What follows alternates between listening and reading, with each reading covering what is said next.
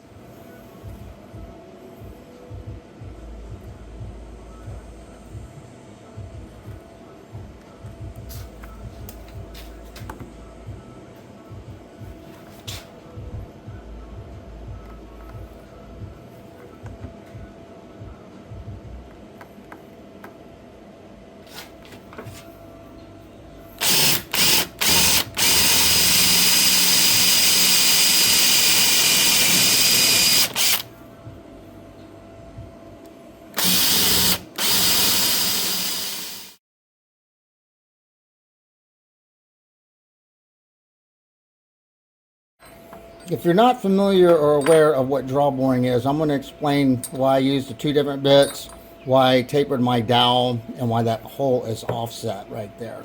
The reason why this hole is offset from this hole is so it'll draw this part into this piece here. This is called the tenon. This is called the mortise. When you put the parts together, that offset, when you put your dowel in, it will draw these two parts together. So when I mark these, you notice when I marked my tenon previously in the video, and then I moved my hole closer to this part, it's called the shoulder. When I move my hole closer to this part, it moves this hole down this way. That exposes this part of the hole inside this one. So if I put these two pieces together,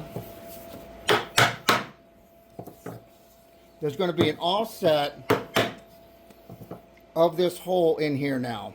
You can look down into this hole, and the hole on this piece here that fits into here, that's called the tenon, and the hole that it goes in is called a mortise.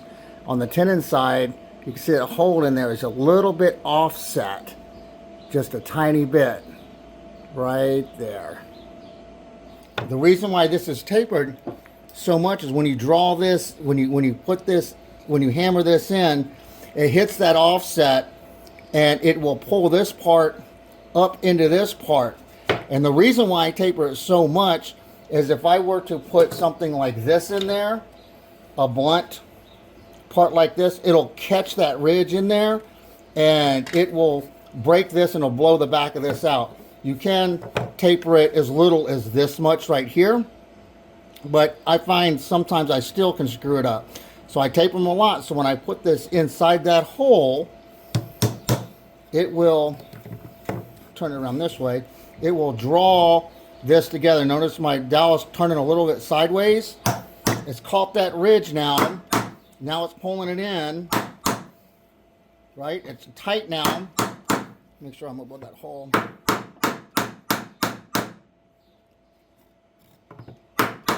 Now, this went all the way through and it hit that and it pulled this joint together really tight. And at this time, you come back and you would cut these off. The reason why I use two different bits is that this one, this is called a Forstner bit, it gives a nice clean starter hole. And then I'll use this bit to drill all the way through. This one doesn't really allow stability this way, but this one does. And when I get all the way through the other side, I stop where there's a little hole. If I kept drilling, it would break all this out.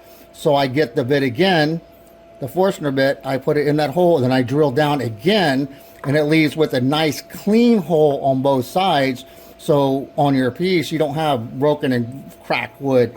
So I use two different bits, and that's why I taper these so much, so it draws your joint together really nicely. So on the gate, and really in any project, when you put the dowel through, if it's not tapered like that, you have a chance of blowing this out. It'll break all this stuff out if you're not careful. So that's why I overdo it, over taper, so my joints won't blow out on the other side.